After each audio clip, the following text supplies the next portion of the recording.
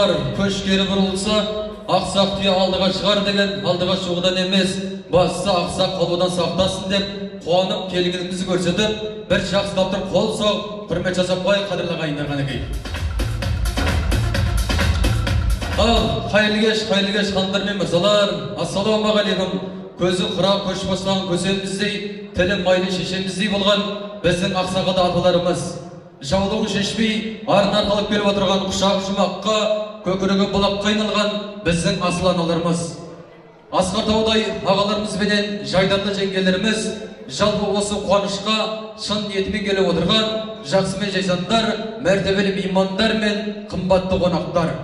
Болсаң да кең даланың кермейігі, кішілік кісіліктің өр биігі, көптеген мамандық бар жер бетінде, ішінде адам болуы ең қиын десе, қазақ айтады, ол қызың ұрпағың адам болсын десең, малдаяма деп.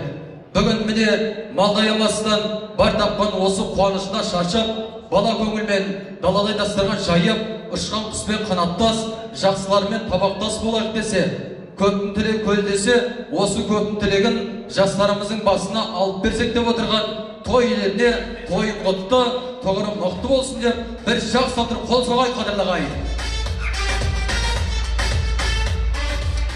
Рахмет.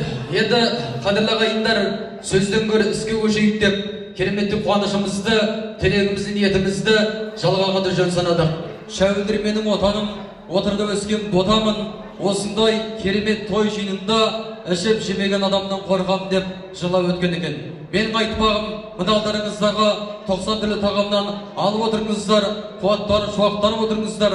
Бүгін той болған соң, қуаныш болған соң, бір жағадан бас шығарып, бір жеңінен қол шығарып, сіз болып, біз болып, бір үйдің баласындай, бір бақшаның ағашындай болып, қан халқымен деп, осы қуанышқа атсалсай қадірлі ағайындар.